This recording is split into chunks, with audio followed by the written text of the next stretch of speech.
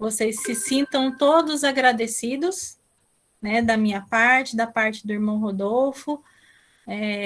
Só complementando um pouquinho a apresentação, né, nós somos casados, temos 3 filhos, né, a Raquel, que é noviça, Rafael e Gabriel. Comecei a minha caminhada em 1998, no sodalício da Ordem Terceira do Carmo de São José dos Campos. Lá cresci, né? Fui muito bem alimentada por esse sodalício maravilhoso, por todas as pessoas que cuidaram muito bem de nós, né? E de lá fomos liberados, né, pela província, na época, na pessoa do Frei Petrônio, né, e do nosso antigo provincial, para iniciarmos essa caminhada que estamos levando aí conforme a vontade de Deus, e o Espírito Santo vem nos auxiliando, né? Então, muito obrigada pela confiança mais uma vez. Irmã, só queria propor, para nós iniciarmos, né, a formação, antes iniciarmos fazendo uma oração. Sim, sim. Eu gostaria de propor aqui para que nós fizéssemos inicialmente a oração ao profeta Elias, né? O chamado, o tão conhecido Ângelus Carmelitano, né? Então, que nós possamos, neste momento, nos colocarmos na presença amorosa de Deus, da Virgem Santíssima, para que possamos juntos ouvir aquilo que Deus tem a nos ensinar, através da Santa Igreja, né, daquilo que a Santa Igreja nos diz. Em nome do Pai, do Filho e do Espírito Santo. Amém. Vinde, Espírito Santo, enchei os corações dos vossos fiéis e acendei neles o fogo do vosso amor. Enviai o vosso Espírito, e tudo será criado, e renovareis a face da terra. Oremos. Deus, que instruístes os corações dos vossos fiéis com a luz do Espírito Santo, fazei que apreciemos retamente todas as coisas, segundo o mesmo Espírito, e gozemos sempre da sua consolação. Por Cristo, Senhor nosso. Amém. Falou Elias para o seu servo: sobe a montanha, olha para o mar. Ave Maria, cheia de graça, o Senhor é convosco. Bendita sois vós entre as mulheres, e bendito é o fruto do vosso ventre, Jesus. Santa Maria, Mãe de Deus, rogai por nós, pecadores, agora e na hora de nossa morte. Amém. Cobriu-se o céu de densas nuvens, foi muita chuva a desabar. Ave Maria, cheia de graça, o Senhor é convosco. Bendita sois vós entre as mulheres, e bendito é o fruto do vosso ventre, Jesus. Santa Maria, Mãe de Deus, rogai por nós, pecadores, agora e na hora de nossa morte. Amém. E a terra deu o mais novo fruto. Nasce de uma virgem aquele que vem salvar. Ave Maria, cheia de graça, o Senhor é convosco. Bendita sois vós entre as mulheres, e bendito é o fruto do vosso ventre, Jesus. Santa Maria, Mãe de Deus, rogai por nós, pecadores, agora e na hora de nossa morte. Amém. Rogai por nós, Virgem bendita, ó padroeira dos carmelitas. Santo profeta Elias, Pai admirável do Carmelo, olha clemente para estes vossos filhos, que sob a vossa inspiração buscam seguir o caminho que conduz à santidade. Cobri-nos com o zelo do Senhor, e infundi no nosso coração o amor ao bem. Aumentai em nós a fé, a esperança e a caridade, para que possamos descobrir na vida dos homens o verdadeiro Deus que passa, e convosco possa subir ao cume do Monte Carmelo, monte do Senhor que vive e reina para sempre. Amém. Glória ao Pai, ao Filho e ao Espírito Santo, como era no princípio, agora e sempre. Amém. Ó Maria concebida sem pecado, rogai por nós que recorremos a vós. Nossa Senhora do Carmo, rogai por nós. Santa Teresa d'Ávila, rogai por nós. Em nome do Pai, do Filho e do Espírito Santo. Amém. Bom, o convite de hoje, né, foi para que nós estudássemos juntos, né, um pouquinho acerca do munus, do tríplice munus de Jesus Cristo, né, que somos chamados a viver. Tá? Daqui a pouquinho eu vou fazer a apresentação, né, vou passar o slide para vocês, espero que dê tudo certo, né, que não dê nenhum problema aqui, mas eu vou discorrer, né, só para vocês entenderem, né, aquilo que vai ser falado vai ser muito mais relacionado àquilo que a Santa Igreja nos diz, né? Então, baseado no documento, né, Christi Fidelis Laici, tem um trechinho aqui, no número 14, então eu usei como base esse documento, a Constituição Dogmática Lumen Gentium, tá? No número 11, tá? Quem tem o documento aí, depois é só anotar. No slide, vocês vão perceber vários parágrafos do Catecismo da Igreja Católica, tá certo? Aquilo que vai ser falado também, de modo bem resumido, no Código de Direito Canônico, no Cânon 214, tá? Ele também faz uma menção a isso que a gente vai falar aqui, tá bom? É tudo muito simples, vocês vão perceber que a vivência desse tríplice munus, ela é nos dada, ela nos é concedida, né, a partir do nosso batismo, né? Na regra do Carmo também, não coloquei no slide, tá? Porque a regra todo mundo tem, né? A nossa regrinha da ordem terceira, a partir do número 24, tá? Vocês podem anotar aí também. Do 24 ao 27, vai falar dentro da perspectiva da espiritualidade carmelitana, um pouco também da vivência desse munus, o nosso papel enquanto batizados, tá certo? Mas, como todos nós temos a regrinha, eu não coloquei no slide, tá? Depois vocês podem fazer a leitura com mais calma, tá bom? E aí eu vou fazer as explanações, vou fazer as colocações. Se alguém tiver alguma dúvida, alguma coisa, eu peço para que deixe para o final, tá bom? Para a gente não se delongar muito no nosso espaço de tempo. Pode ser assim? Eu também só tenho uma câmera aqui, uma tela. Então, a hora que eu passar os slides, eu não vou mais ver ninguém. Tá bom? Então, se alguém não estiver me ouvindo, se tiver travado alguma coisa, se cair a internet, eu vou precisar que vocês avisem.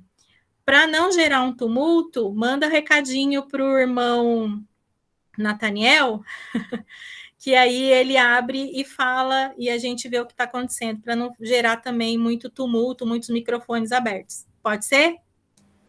Qualquer coisa pode ser colocado, mandado um recado no chat também, né? Isso, no chat, isso. Pode ser também, tá? Vamos lá, deixa eu colocar aqui.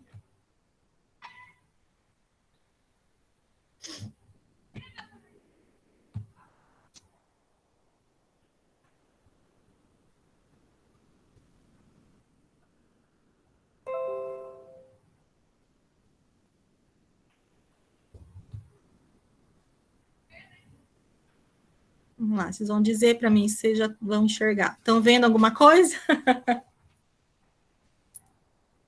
Estão conseguindo ver o slide? Estamos sim, irmã. Sim. Tá? Então tá jóia. Então vamos lá.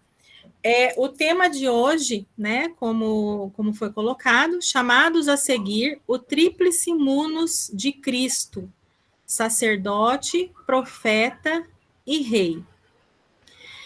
Em 1 Pedro, né, na palavra do Senhor, na Sagrada Palavra, vem nos dizer, sois raça eleita, sacerdócio real, nação santa, povo de sua particular propriedade, a fim de que proclameis as excelências daquele que vos chamou das trevas para a sua luz maravilhosa. 1 Pedro 2:9. Então, a primeira coisa que nós precisamos ter clareza é de que somos chamados a partir de quando? A partir de que momento? A partir do nosso batismo, para que possamos proclamar as excelências daquele que nos chamou, né? No batismo nós morremos e ressuscitamos com Cristo, né? Então, somos participantes do seu tríplice munus, do seu sacerdócio, né? Somos participantes com ele.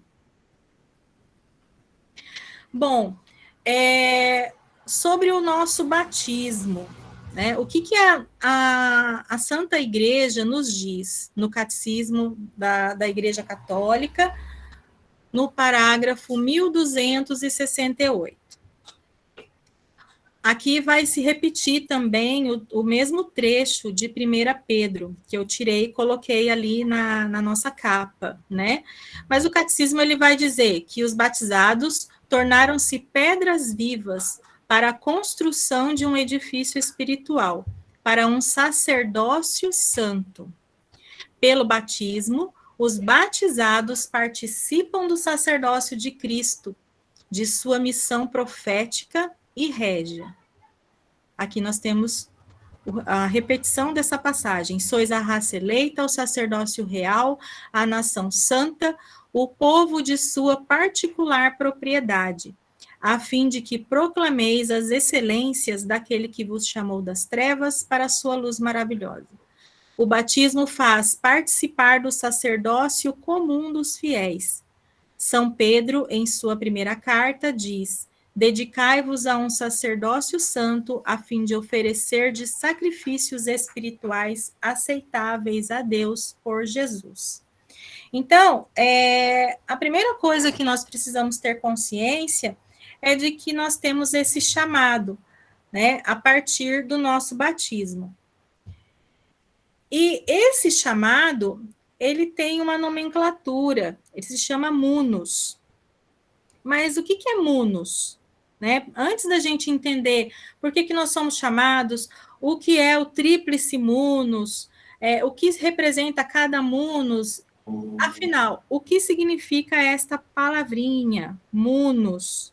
Né? Então, para a gente poder entender a nossa missão enquanto corpo de Cristo, enquanto corpo místico de Cristo, nós precisamos entender o que é. Munus, né, no dicionário, ele é entendido como obrigação ou função que deve ser exercida por alguém, isto é, um dever ou obrigação, ônus, encargo. O munus acaba se tornando uma obrigação ocasionada por conta de uma lei ou acordo. Também o munus pode ser entendido como função, que é o termo que se torna sinônimo de munus, né? Também outras palavras, né, que são sinônimos, que representam esse significado: cargo, compromisso, dever, encargo, incumbência, missão, obrigação.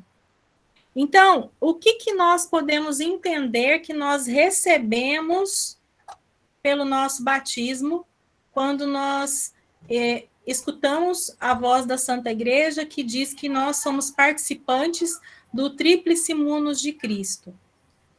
Pelo nosso batismo, nós recebemos, então, a função, a obrigação, o encargo de sermos pessoas evangelizadoras, sermos pessoas ativas dentro da igreja, exercermos o sacerdócio comum dos fiéis dentro da igreja, né? isso nos foi dado. Nós temos a obrigação de evangelizar, não é mais uma opção. A partir do momento que fomos batizados, foi nos conferida essa obrigação. Então, assim, independente se eu sou carmelita, se eu não sou carmelita, se eu estou no postulantado, se eu já fiz os meus votos perpétuos, independente se eu sou apenas um católico que vai à missa aos domingos, participa dos sacramentos ou de uma pastoral, qualquer coisa dentro da igreja, não importa. Nós temos esse mandato de Jesus Cristo, como batizados, para participarmos do sacerdócio dele, tá certo? O sacerdócio comum dos fiéis cristãos tem a sua origem no sacramento do batismo e é exercido na Eucaristia e nos demais sacramentos. Aqui eu coloquei um trechinho da Lumen Gentium, onde fala, o concílio que indica que o elemento específico de cada sacramento no contexto da sua exposição sobre o sacerdócio comum. Na Lumen Gentium, aqui, depois que vocês forem pegar o documento para vocês poderem se aprofundar um pouco mais, ele vai falar da índole sagrada que nós temos ao exercer esse sacerdócio comum. Então, quando recebemos o sacramento, aqui também ele vai falar que mesmo os ministros ordenados, aqueles que recebem o sacramento da ordem, eles não deixam de exercer o sacerdócio comum de todos os batizados. Então, vamos lá. Um ministro ordenado e um leigo consagrado, um religioso, alguém que professou conselhos evangélicos ou não, qualquer um que seja batizado tem esse dever, tem esse mandato, tá? Para algumas dessas pessoas, por conta de um chamado específico, vocacional, alguns deles recebem o sacramento da ordem, tá? Mas a participação no sacerdócio comum dos fiéis é para todos, inclusive para os ministros ordenados. Por sua vez, então assim, quando a gente fala isso, a gente entende assim, para um ministro ordenado, para alguém que é consagrado, um religioso, uma religiosa, eles acaba se tornando mais fácil esse caminho, para se viver isso, até mesmo por conta do seu estado de vida, e para nós, leigos, muitas vezes isso não fica muito claro. Às vezes a gente tem a noção de que a gente vai fazer algo para a igreja, algo para Deus, a gente vai evangelizar à medida em que nós decidirmos fazer isso, e se nós decidirmos não fazer, não tem problema nenhum, Claro, Deus respeita o nosso livre-arbítrio, Nós recebemos um mandato, mas eu tenho a opção de obedecer ou não, de ser dócil a esse mandato ou não. Então, assim, por isso, a igreja entende que os cristãos fiéis leigos têm sua maneira própria de viver o sacerdócio comum.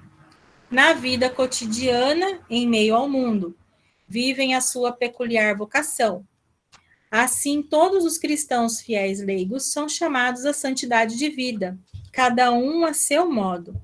Então, por exemplo, como que é a vivência de um fiel leigo dentro desse contexto? Então, dentro da sua vida secular, aqueles que trabalham, aqueles que estudam, aqueles que mesmo dentro da igreja fazem algum trabalho, algum serviço em prol do reino de Deus, para ajudar a sua paróquia, a sua diocese, Então, isso é um meio dentro do século que nós, leigos, temos para exercermos esse sacerdócio comum, tá? Na participação dos sacramentos, né? Então, participando do sacrifício eucarístico, que é a fonte, que é um ponto culminante de toda a nossa vida cristã. Quando Deus ali se oferece como vítima divina, nós também nos oferecemos a nossa vida junto com Ele, né? Fazemos junto com Ele a oblação de nós mesmos. Então, nós leigos estamos participando desse sacerdócio de Cristo, né? Então, sobretudo na participação dos sacramentos, né? Quando eu me reconcilio, quando eu me confesso, eu me coloco diante da misericórdia de Deus, né? Do perdão de Deus, e aí eu me reconcilio com a igreja, né?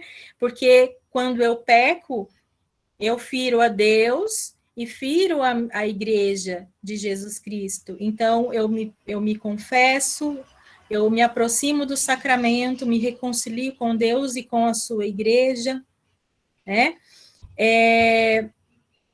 Pelo exemplo de vida de oração, também a gente consegue dar testemunho, né, daquilo que a gente acredita, da pessoa com quem nós fazemos uma experiência diária, né, que é nosso Senhor Jesus Cristo.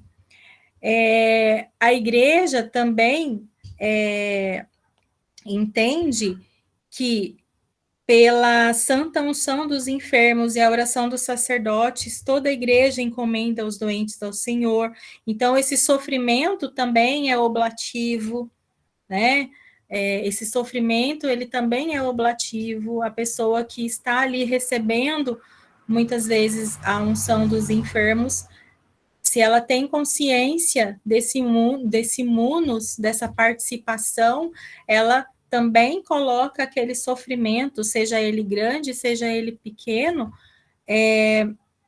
também como uma atitude de oblação, né? Junto com Jesus Cristo, o único sumo sacerdote. Por sua vez, os fiéis que chegam a receber as sagradas ordens ficam, em nome de Cristo, destinados a apacentar a igreja. Então, dentro de todo esse contexto,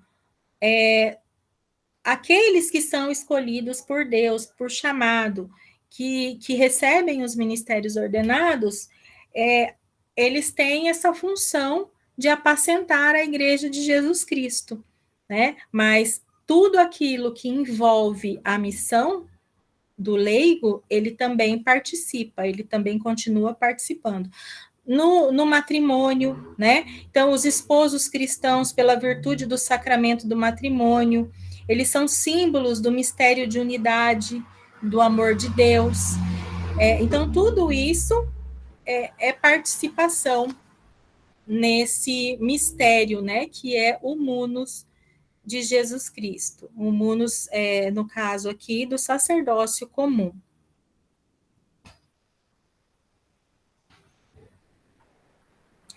Em função do sacerdócio comum dos fiéis, os leigos têm acesso a Deus desde sua condição secular. Então, é isso que a gente falou. A gente, na nossa própria condição, no nosso próprio estado de vida, Deus nos dá acesso a Ele, né? Então, nós temos acesso a Deus e as coisas de Deus, mesmo né, através da nossa condição secular. Assim como Cristo realizou sua missão sacerdotal, assumindo a condição humana e oferecendo-se a si mesmo como sacrifício a Deus, o exercício do sacerdócio comum por parte dos leigos não o separa do mundo. Ao contrário, por intermédio deles, as realidades temporais são assumidas e oferecidas a Deus. Nós temos uma tendência de, quanto mais nos aproximamos de Deus, quanto mais buscamos uma vida próxima a Deus, a fazer a sua vontade, responder ao seu chamado, muitas vezes nós temos essa tendência de nos separarmos do mundo. E quando a gente fala que separar do mundo, não se faz referência às coisas que não cabem mais para a vida de um cristão, de alguém que fez experiência com nosso Senhor Jesus Cristo, de alguém que vive em obséquio de Jesus Cristo, né?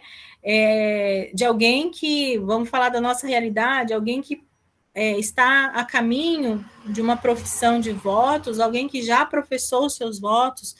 Isso não nos separa do mundo. Então, eu, irmã Renata, continuo sendo leiga, eu me casei, eu continuo sendo esposa, continuo sendo mãe, continuo... Desculpa, gente, passou uma pessoa aqui fazendo barulho. Eu continuo sendo mãe, continuo sendo profissional, né? Isso não me tira do mundo. Desculpa, gente. Então, isso não me tira do mundo, isso não tira as minhas responsabilidades. Eu não viro um anjo, uma pessoa que é retirada do meio dos outros para viver à parte. Não. O exercício desse sacerdócio comum, ele nos mantém no mundo, com as nossas condições, com aquilo que a gente com aquilo que nós temos para contribuir, para que o nome de Jesus seja conhecido, para que a evangelização aconteça, para que nós possamos auxiliar os nossos irmãos dentro de uma vida fraterna, para que nós possamos auxiliar a igreja, né? Tudo dentro daquilo que nós temos mesmo, enquanto condição e estado de vida. Tá certo? Então, isso não tem nada a ver com o discernimento disso ou daquilo, por exemplo, fazer isso que eu fazia antes não cabe mais na minha vida, porque isso me separa de Deus, me separa da vontade de Deus. Então, a partir de agora, não convém mais que eu faça isso, que eu viva dessa maneira, enfim. Esse separar-se do mundo não tem nada a ver com esse discernimento pessoal que é feito por cada um de nós à medida em que nós abrimos o nosso coração para Deus, tá bom? Bom, a gente está falando aqui, né, dos fiéis leigos. Nós somos leigos. Nós, da Ordem Terceira, somos leigos. Tá? Então, aqui só uma breve definição do Catecismo da Igreja Católica, né? Quem são os leigos, né? Quem a Igreja entende por leigos? São todos os cristãos, com exceção dos membros da ordem sacra ou do estado religioso reconhecido pela Igreja, ou seja, são todos os cristãos, exceto aqueles que são ordenados ou consagrados na vida religiosa, tá? São reconhecidos pela Igreja, né? Isto é, os fiéis que, incorporados em Cristo pelo batismo, constituídos em povo de Deus e feitos participantes, a seu modo, da função sacerdotal, profética e real de Cristo, exercem pela parte que lhes toca, na igreja e no mundo, a missão de todo o povo cristão. Então, assim, até aqui, a gente precisa entender isso. Somos batizados, somos leigos e temos o nosso papel, temos a parte que nos toca, né? Aquilo que nós temos obrigação de fazer enquanto batizados, tá bom? Então, é assim que a igreja nos enxerga, é assim que a igreja nos vê, né? Como o povo que participa da missão de Cristo, né? A sacerdotal, a profética e a real, dentro daquilo que nos cabe fazer. Aquilo que não nos cabe fazer está submetido a quem pode fazer, que no caso seria a parte dos ministros ordenados, a parte hierárquica da igreja, né? Que aí não cabe a nós, mas dentro do nosso estado de vida, nós podemos fazer muita coisa, muita coisa pelo reino de Deus. Todos nós leigos temos uma vocação própria, né? Que ela consiste precisamente em procurar o reino de Deus, né? Nos ocupando das realidades temporais e ordenando-as segundo Deus. Então, é aquilo que eu falei agora há pouco. Nós não somos seres separados do mundo, nós precisamos aprender a organizar as nossas realidades temporais, as nossas ocupações, as nossas obrigações, e ordená-las segundo a vontade de Deus, segundo aquilo que Deus nos mostra, aquilo que Deus nos aponta, né, dentro do nosso caminho, dentro daquilo que nós buscamos enquanto cristãos, né? Então, a gente precisa aprender a ter esse discernimento, tá? Os fiéis leigos estão na linha mais avançada da vida da igreja. Por eles, a igreja é o princípio vital da sociedade. Por isso, eles, os leigos, sobretudo, devem ter uma consciência cada vez mais clara, não somente de que pertencem à igreja, mas de que são igreja, isto é, comunidade dos fiéis na terra, sob a direção do chefe comum, o Papa, e dos bispos em comunhão com ele. Eles são igreja. Então, nós somos igreja, nós batizados, somos vocacionados, somos igreja, tá? Somos parte de uma comunidade ampla, universal, né? Uma comunidade universal de fiéis que está sobre a terra, né? Que está sobre a terra e está sob a direção de um chefe comum, que é o Santo Padre, e os bispos que estão em comunhão com ele. Então, todos nós somos igreja. Igreja não é só o Papa, né? Como a gente, muitas vezes, eu já ouvi falar muito isso, né? Mas a igreja é o Papa, né? A igreja é o bispo. Não, a igreja sou eu. A igreja diz que eu sou igreja. Então, se eu sou igreja, Deus me capacita para ser igreja, pela sua misericórdia.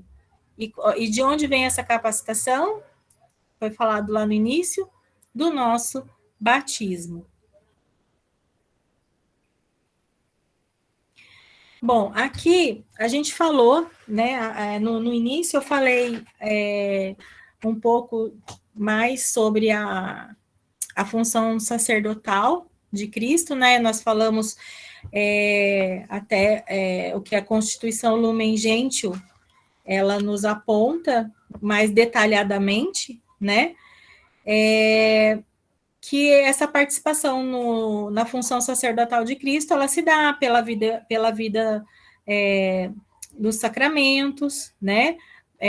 Pela oblação de si mesmo, enfim, aquela parte inicial, onde eu fiz alguns relatos de algumas formas de se viver, né? Essa função sacerdotal de Cristo.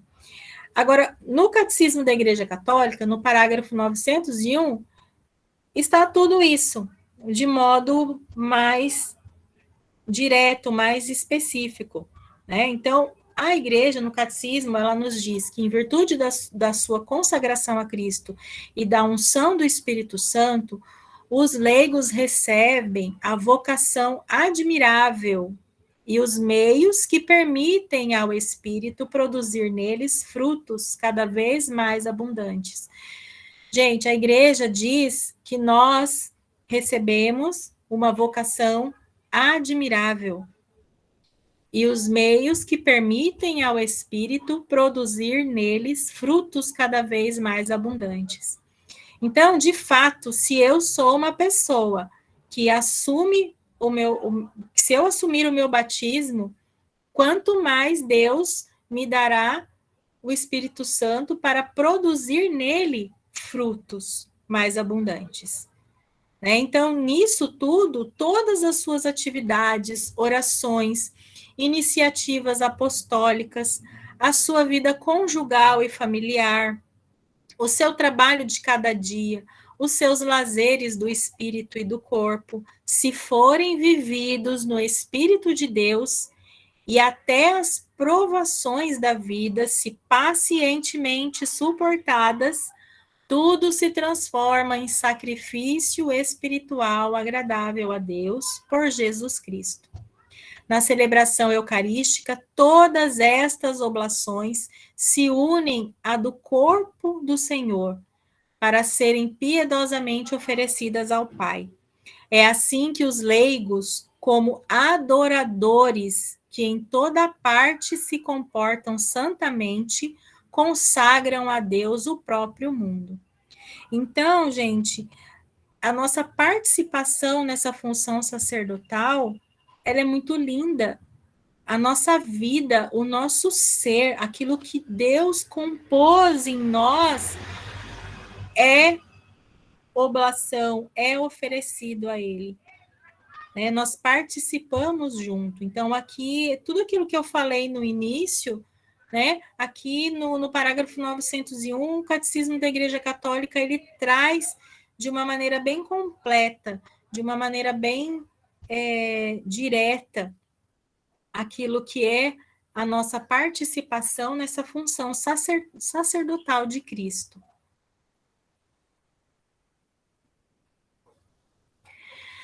Bom, ainda seguindo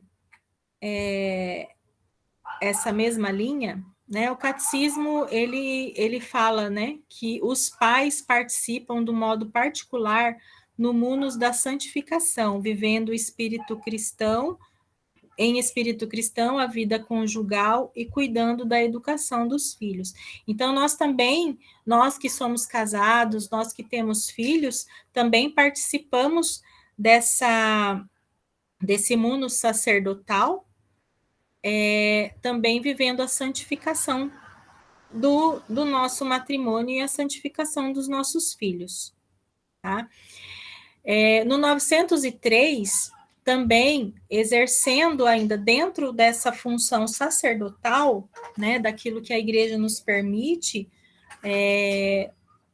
fazer, atuar dentro dessa função sacerdotal, a igreja também diz que os leigos, se têm as qualidades requeridas, podem ser admitidos de modo estável aos ministérios de leitor e de acólito, onde as necessidades da igreja aconselharem por falta de ministros.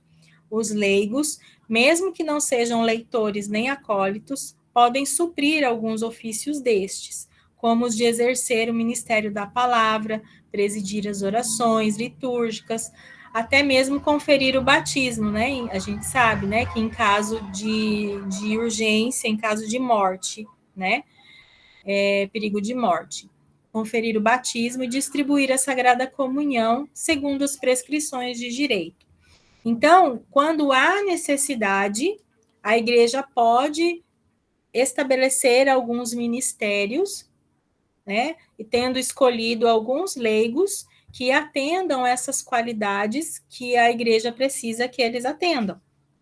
Então, assim, em alguns lugares, os leigos podem exercer essas funções que foram citadas aqui, conferir o batismo em caso de perigo de morte, a gente sabe, mas, por exemplo, se a pessoa vem a melhorar, se a criança, por exemplo, geralmente a criança saiu da UTI, melhorou, sarou, então aí ela deve procurar a igreja, para poder fazer toda a complementação, tudo certinho, mas em caso extremo, o leigo ele pode fazer. Então, tudo isso a igreja enxerga, a igreja entende como a nossa participação dentro dessa função sacerdotal, que vocês vão perceber que é o que é o que mais vai tomar aqui, está tomando, né, o tempo aqui do nosso conteúdo, porque dentro do exercício dessas funções, são muitas coisas, porque a função sacerdotal ela está diretamente ligada ao nosso sair, ao nosso estar à disposição, né? A nossa disposição interior, né? De oferecer aquilo que nós somos, de oferecer aquilo que nós fazemos a Deus, como o sacerdote faz na missa, né? O sacerdote oferece um sacrifício a Deus e nós nos unimos a Ele com as nossas próprias vidas. Bom, nós temos aqui também, né, aqui dentro desse tríplice munus, a participação na função profética de Cristo. No 904, continuando aqui, Cristo realiza sua missão profética não só através da hierarquia, mas também por meio dos leigos. Para isso, os constituiu testemunhas e lhes concedeu o sentido da fé e graça da palavra. Ensinar alguém para o trazer à fé é dever de todo o pregador e mesmo de todo o crente.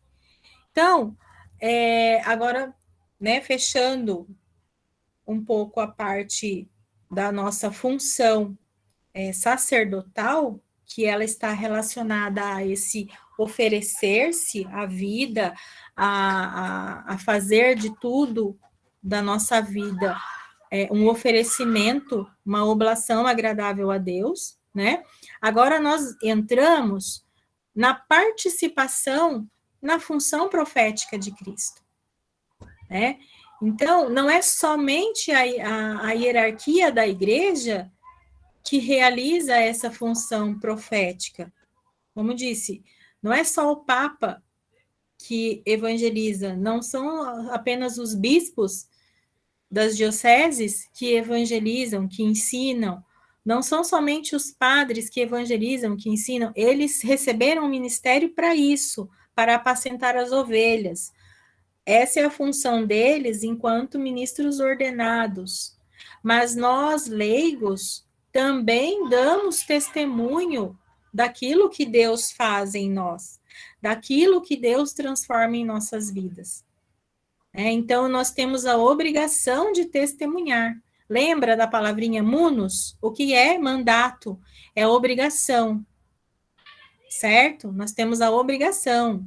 No nosso batismo, nós recebemos esse mandato. Então, nós precisamos dar testemunho, né? Nós precisamos entender o sentido da fé, o sentido que a palavra de Deus, que a graça de Deus realiza em nossas vidas e testemunhar isso para o mundo. A gente testemunha através de tudo aquilo que já foi falado na nossa vivência na função sacerdotal, né? Porque se eu dou testemunho também com a minha família, se eu dou testemunho no acolhimento, no caso de uma aprovação, num oferecimento, algo, isso também gera testemunho para as pessoas. É sacerdotal, mas também se torna profético, porque se alguém olha, se alguém vê, e se alguém é tocado por Deus por conta do que viu, né? Então ali eu já estou também exercendo a minha função profética, a função profética de Cristo através da minha vida, através do meu exemplo. Isso é minha obrigação. Os leigos realizam a sua missão profética também pela evangelização. Isto é, pelo anúncio de Cristo concretizado no testemunho da vida e na palavra. Para os leigos, esta ação evangelizadora adquire um caráter específico e uma particular eficácia, por se realizar nas condições ordinárias da vida secular. Este apostolado não consiste só no testemunho da vida. O verdadeiro apóstolo procura todas as ocasiões de anunciar Cristo pela palavra, tanto aos não crentes como aos fiéis. Então, aqui no Catecismo da Igreja Católica, no parágrafo 905, a Igreja vem nos dizer, né, que nós realizamos também a nossa missão profética pela evangelização. Né? Então, assim, apesar de tudo que nós fazemos, né, nas nossas condições ordinárias, na nossa vida secular, ela se torna um profetismo para o mundo, se torna um profetismo para aqueles que nos cercam, também a ação direta e a ação concreta do sair, do evangelizar. Né? O evangelizar não é só para aqueles que são pregadores, para aqueles que saem em missão, que vão para outros estados, outros países, realizar uma missão evangelizadora. Evangelizar, quem evangeliza não são só aquelas pessoas que, muitas vezes, em templos, algumas paróquias, por exemplo, aqui em São José dos Campos, tem-se muito costume de se evangelizar, bater porta a porta, anunciar o querigma, né? Isso é evangelizar, isso é ir à frente, isso é levar a evangelização. Né? Isso é uma forma mais direta, é a forma que a gente muitas vezes entende por evangelização, quando, na verdade, tudo que foi falado até agora também está dentro dessa missão profética, que é a missão de evangelizar. Então, o nosso testemunho de vida, sim, a nossa vida secular, ela é profética, mas também o ir, o fazer, o não deixar passar nenhuma oportunidade. O batizado, ele tem o dever de não deixar passar nenhuma oportunidade de evangelizar, de levar a palavra de Deus àqueles que nos cercam, àqueles que estão próximos a nós, né? Através do auxílio e da graça do Espírito Santo. Os fiéis, segundo a ciência e a competência e a proeminência de que desfrutam, têm o direito e mesmo por vezes o dever de manifestar aos sagrados pastores a sua opinião acerca das coisas atinentes ao bem da igreja e de a exporem aos restantes fiéis, salva a integridade da fé e dos costumes, a reverência devida aos pastores e tendo em conta a utilidade comum e a dignidade das pessoas. Aqui, no 907, o Catecismo da Igreja Católica, ele confere, dentro desse munus profético, o dever que o fiel leigo tem, segundo a ciência e a competência, ou seja, se eu vou exercer esse profetismo, eu preciso ter a ciência daquilo que eu vou exercer e eu preciso ter competência para isso, tá? Então, se o Espírito Santo me faz desfrutar disso, então eu tenho também o direito e muitas vezes o dever de fazer exortações, sim. Aqui fala aos sagrados pastores, né? Mas, gente, aqui é algo que a gente precisa entender, porque lá no finalzinho vem falar aqui que nós devemos muitas vezes fazer, mas com a reverência devida e saber se isso realmente, aquilo que eu percebo que eu preciso exortar, que eu preciso falar, ele é de utilidade comum e ele vai ele vai tocar a dignidade das pessoas, né? Porque eu procurar um sacerdote, procurar o bispo, simplesmente para arrumar confusão, para falar aquilo que eu penso, aquilo que eu acho que tem que ser, entendeu? Ou então até às vezes algo que seria correto dizer, mas eu vou da pior maneira possível, em vez de conversar com a pessoa, eu começo a espalhar um monte de coisa por aí. Então, isso não é o correto, não é dessa forma que um cristão batizado exerce a sua função profética dentro da igreja, mesmo quando ele precisa exortar um superior, tá? Então, nós precisamos ter muito discernimento, muita abertura ao Espírito Santo e também termos conhecimento daquilo que nós vamos falar, aquilo que nós vamos, no caso, se houver uma necessidade, por exemplo, fazer uma exortação, tá bom? Então, aqui, nesse 907, a igreja, ela nos dá essa liberdade, tá? Mas nós precisamos ter o discernimento, a caridade e a reverência, o respeito aos pastores, que é o que, infelizmente, hoje a gente não vê, né? Infelizmente, hoje a gente não vê. Mas, enfim, a gente precisa primar, né, principalmente pela caridade, pelo respeito, mesmo quando nós precisamos corrigir. Bom, falando da nossa participação na função real de Cristo, né, na função de Cristo Rei, fazendo-se obediente até a morte, Cristo comunicou aos seus discípulos o dom de régia liberdade, para que com a abnegação de si mesmos e santidade de vida, vençam em si próprios o reino do pecado. Aquele que submete o corpo e governa sua alma, sem se deixar submergir pelas paixões, é senhor de si mesmo. Pode ser chamado rei, porque é capaz de reger a sua própria pessoa.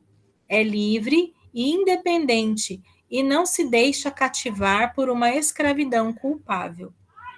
Então, aqui, a nossa participação na função real de Cristo, na função de Cristo Rei, é principalmente quando nós conseguimos dominar a nós mesmos, dominar as nossas paixões, né? Negar a nós mesmos, que é muito difícil. Né? Então, se eu venço aquilo que eu sou, aquilo que eu sei que é difícil em mim, que é difícil para mim, então, aqui a igreja nos diz, eu posso ser chamado rei, porque eu participo dessa função real de Cristo. Né? Cada vez que eu venço um pecado, cada vez que eu venço a mim mesma, eu estou exercendo a função real de Cristo em minha vida. E talvez, mesmo que eu não saiba, mesmo que eu não veja, isso também se torna profetismo, isso também se torna oblação. Né? Então, o tríplice munus, ele está totalmente interligado, ele está você não consegue viver um sem viver o outro, né? Então, aqui no caso, se eu domino a mim mesma, o fruto que vai gerar desse autodomínio que eu passo a ter sobre mim mesma pela graça do Espírito Santo, ele se torna profetismo e ele também se torna oblação, oferecimento, porque muitas vezes dói, né? Passar por cima daquilo que nós... passar por cima, muitas vezes, das nossas próprias paixões, né? negar-se a si mesmo muitas vezes é doloroso, né? Então, isso também pode se tornar uma oblação. Além disso, também, pela união das suas forças, devem os leigos sanear as instituições e as condições de vida no mundo, quando estas tendem a levar ao pecado, para que todas se conformem com as regras da justiça e favoreçam a prática da virtude, em vez de impedirem. Agindo assim, impregnarão de valor moral a cultura e as obras humanas. Então, aonde nós estamos e nós temos, eu vou usar um termo, né, o poder de mudar algo para um bem comum, para a mudança de vida de alguém, para a conversão de alguém, se eu tenho naquele momento, naquela situação, o poder, né, a palavra final, vamos usar vários termos aqui, eu tenho a possibilidade de fazer algo, então ali também eu estou exercendo a função real de Cristo, né? Porque eu estou promovendo a dignidade, eu estou promovendo práticas de virtude, eu estou promovendo que alguém se aproxime de Deus, né? Então, isso também faz parte da função real de Cristo. Os leigos também podem sentir-se ou serem chamados a colaborar com os pastores no serviço da comunidade eclesial, trabalhando pelo crescimento e vida da mesma, exercendo ministérios muito variados, segundo a graça e os carismas que o Senhor lhe aprover comunicar-lhes. Então, aqui também é mais ou menos a repetição do outro parágrafo, onde fala que nós também podemos, sim, assumir alguns ministérios desde que haja necessidade dentro da igreja, né? Então, aqui também faz parte, também está dentro dessa função real de Cristo. Na igreja, os fiéis leigos podem cooperar juridicamente no exercício do poder de governo, segundo as normas do direito. É o caso da sua presença nos concílios particulares, no sínodos diocesanos, nos conselhos pastorais do exercício da função pastoral de uma paróquia, da colaboração nos conselhos para os assuntos econômicos, da participação nos tribunais eclesiásticos, etc. Então, assim, os fiéis leigos capacitados, eles também podem cooperar nessa parte jurídica, dentro do governo, do poder de governo dentro da igreja, né? Então, assim, por exemplo, aqui, o mês passado, nós tivemos numa reunião aqui na Diocese de São José dos Campos, por conta do sínodo, que vai acontecer em 2023, eles estão ouvindo os leigos, estão colhendo informações, fazendo perguntas, para eles poderem montar o material que o bispo precisará enviar para Roma, né?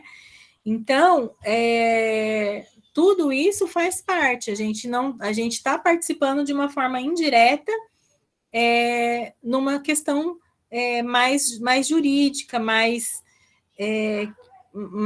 que seria talvez antigamente a gente poderia até dizer assim, seria inalcançável, né? Mas hoje a igreja está nos ouvindo, né? Ela quer ouvir o que a gente tem também a colaborar, a dizer.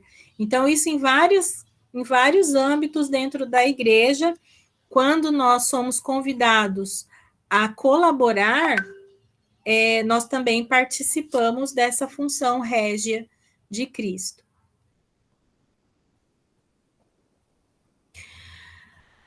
No entanto, né, os fiéis devem distinguir cuidadosamente os direitos e deveres que lhes competem como membros da igreja, daqueles que lhes dizem respeito como membros da sociedade humana.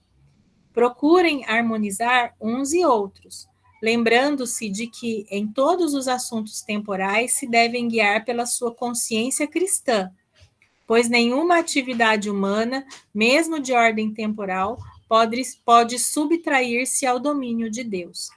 Então,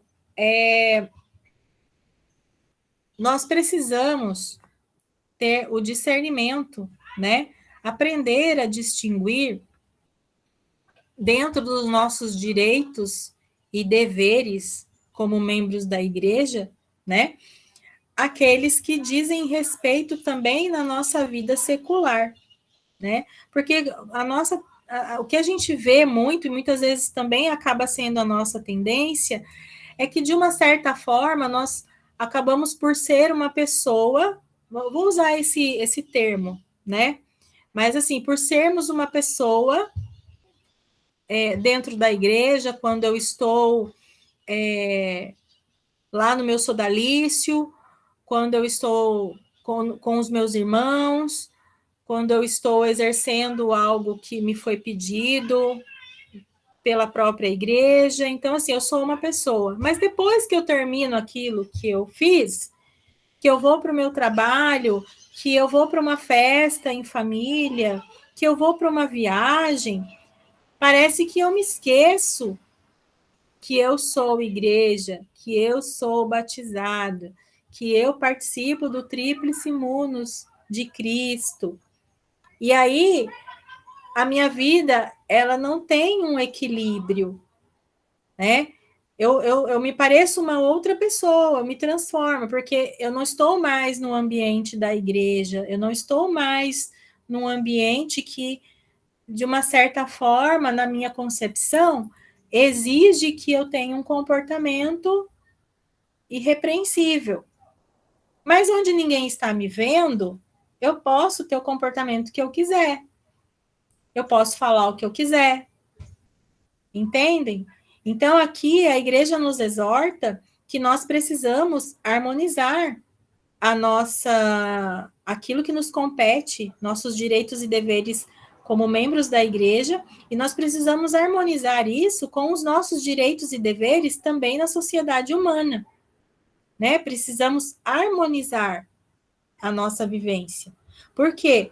Para nós que somos cristãos batizados, qualquer assunto temporal, qualquer assunto material que não esteja diretamente ligado a algo, por exemplo, relacionado à vida na igreja, ele precisa ser guiado por uma consciência cristã.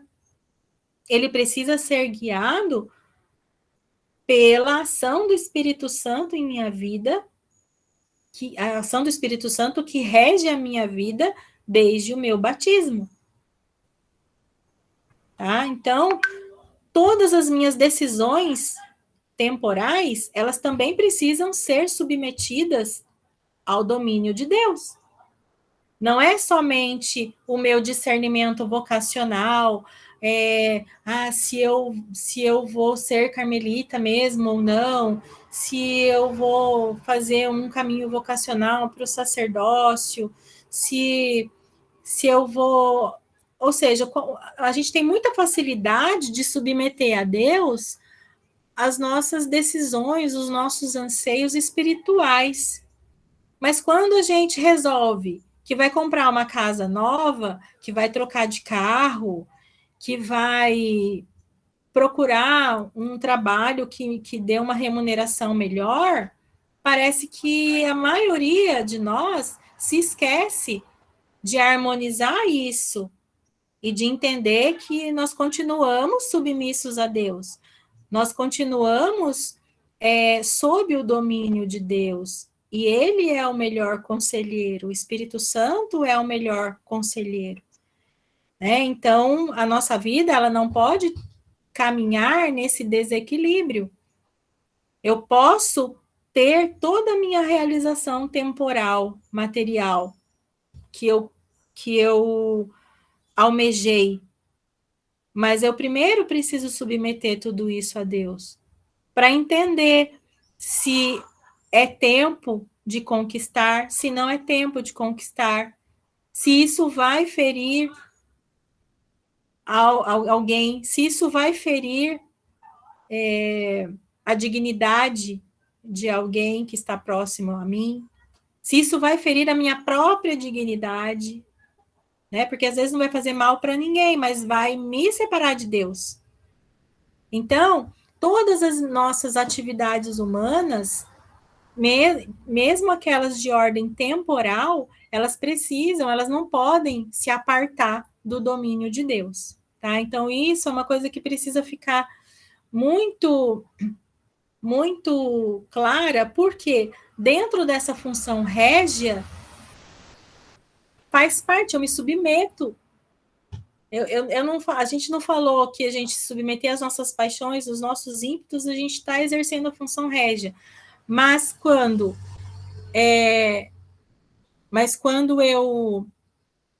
eu não coloco isso em equilíbrio, eu coloco tudo a perder e passo a ser rei da minha própria vida, fazendo aquilo que eu bem entendo. Então, tudo aquilo que foi concedido, a gente precisa levar como um instrumento, né, e testemunho de Deus. E aí, assim,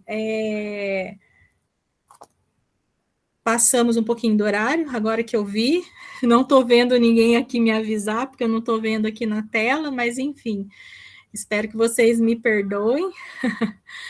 Mas só para a gente resumir aqui, né? Então, a nossa participação nesse tríplice monos de Cristo, ela precisa ser muito consciente, ela precisa ser muito bem equilibrada, porque é realmente um mandato de Jesus Cristo para a nossa vida, tá bom?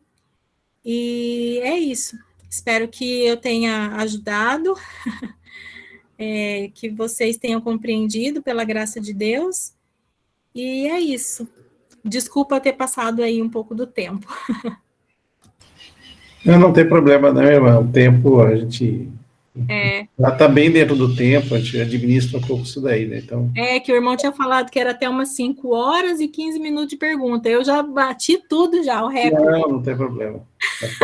Ainda mais tão bem explicado, né, esse assunto, como foi. Não, e também eu não sei, como eu não estava vendo vocês, então eu não estava vendo nem a hora aqui no computador. Então. Mas é isso. Se alguém tiver alguma dúvida, quiser fazer algum comentário, alguma coisa também, fica à vontade. Se eu não souber, eu vou pesquisar mais e mando para vocês depois. O irmão Emerson está perguntando se ela poderia disponibilizar os slides. Sim, ele coloca nos grupos. Sim, eu mando para ele o tanto quanto como slide e vou mandar em PDF também. Tá.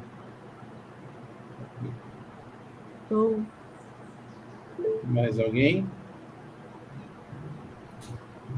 Eu só quero agradecer, meu nome é Norma, eu sou do Rio de Janeiro, sou da Alice de Vicente de Carvalho e, temporariamente, eu estou junto ao Sodalício da Lapa. Então, irmã Renata, eu agradeço muito a sua colocação, a sua participação, muito útil, muito interessante, coisas que a gente sabe, mas com profundidade, com explicação, fica muito mais, vamos dizer, visível e palpável. Excelente a sua apresentação, muito obrigada. Eu quero parabenizar a irmã Renata pela brilhante exposição do que é ser leigo, do nosso papel de leigo na igreja, na formação de novos irmãos, então, eu quero parabenizar pela sua fala, foi maravilhoso. Isso, assim, quando a gente prepara os nossos irmãos, que a gente fala dos sacramentos, que a gente fala dos mandamentos da lei de Deus, para exatamente para fazê-los entender que ser leigo não é simplesmente chegar lá, não é simplesmente chegar e cruzar os braços. Ser leigo é estar dia a dia com Deus na nossa vida, onde quer que nós estejamos. Parabéns, irmãs. Deus seja louvado. Acho que a irmã Andressa quer falar também, né? Sim, oi, boa tarde, gente. Desculpa não poder ligar a câmera, que tá uma bagunça aqui atrás, aí eu queria não mostrar. Mas eu queria agradecer, irmã Renata, pelo seu sim, né, de ter apresentado tudo isso para a gente. Eu queria até só uma coisa. Eu estava ontem em dúvida, porque eu ainda não fiz a minha profissão dos dons ainda, né? Eu sou no segundo ano ainda do provisório. E eu fui questionada esses dias, né? Andressa, por que você não é religiosa? Por que você não vira freira? E eu fiquei E aí eu fiquei pensando muito nisso e a partir dessa apresentação do seu slide, Deus te usou como instrumento para confirmar de novo, para me lembrar de novo que de fato meu lugar é como leiga. Então eu queria muito agradecer pelo seu sim e como Deus é bondoso, né? Botou justamente hoje essa questão que eu nem sabia que falaria. Eu entendo do Mundos, né? Do batismo, mas eu não sabia que seria tão forte. Então, para mim, foi uma grande surpresa de, a partir dessa apresentação, Deus ter me confirmado. Você está no caminho certo, Andressa, para você realmente fazer então, muito obrigada. Amém. Deus abençoe.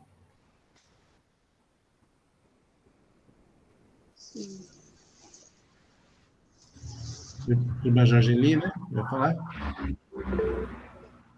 Sou daqui do Sodalice de Jacareí. Eu gostaria também de parabenizar a irmã Renata. Você colocou de uma maneira muito simples e fácil de entender a nossa participação na igreja a partir do nosso batismo. Então, acho que você foi muito feliz na sua colocação. Tá? Conto com as suas orações e pode ter certeza que você pode contar com as minhas. Amém. Obrigada. Obrigada a você. Deus abençoe. Deus seja louvado. Amém. Mais alguém? Mais alguma pergunta?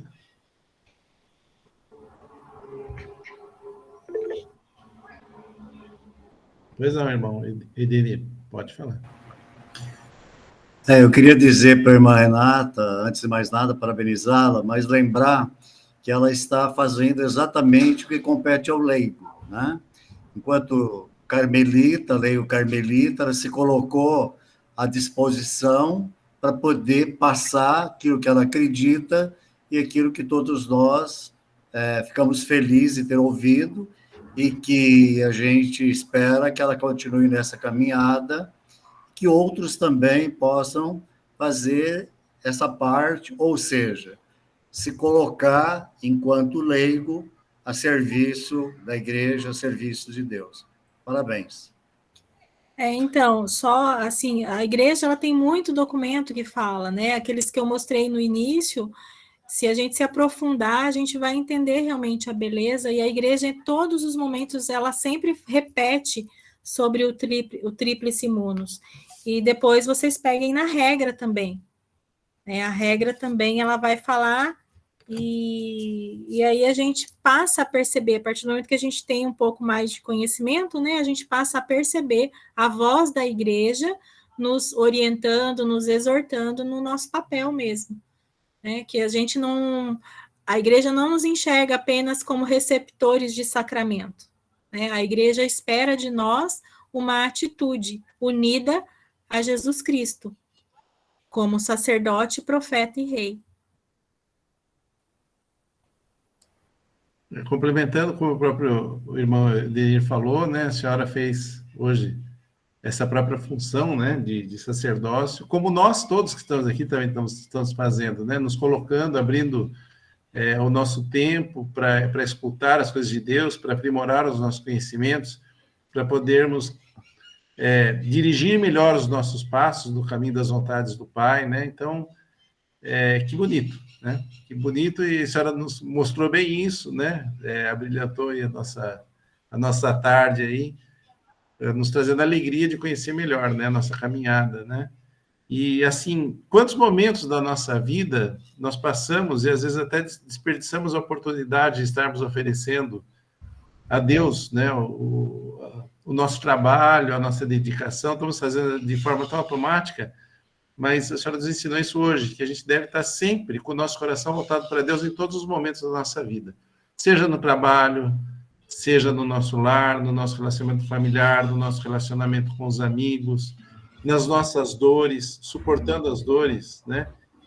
De forma amorosa e dedicando essas dores tudo para Deus, tudo isso que a senhora nos colocou, né? Nos ensinou, né? Nos deixou esse legado aí hoje para levarmos na nossa vida. Né? Então... Bom, da minha parte é isso. Mais alguém gostaria de colocar alguma coisa? Então, muito obrigado, irmã Renata. Agradecemos Obrigada a muito a sua você. dedicação, agradecemos muito aí as suas palavras. Deus abençoe muito a senhora, a sua família, a comunidade Nossa Senhora do Lugar. Amém. Obrigada. Nossa Senhora os ilumine sempre. Amém. E a todos os irmãos que estão aqui também, desejo que Nossa Senhora os ilumine, os conduza sempre nos caminhos, né? E com esses ensinamentos de hoje, a gente possa conduzir mais a nossa vida, na nossa caminhada carmelita, aí, né? Na nossa subida aí do Monte Carmelo. Sim. Obrigado. Bom final de semana para todos. Obrigada. Obrigado, Viu? bom final de semana. Tchau. Obrigado, tchau, tchau. Tchau. Tchau. Tchau, Simão. Bom final de semana a todos. Tchau. Tchau, bom fim de semana. Obrigado. Meu irmão Joel já saiu. Vai que eu vi ele. Tchau. Tchau, gente. Boa tarde. Tchau. Obrigado, irmão. Um abraço, viu? Boa tarde, que Deus abençoe. Salve Maria. Salve Maria.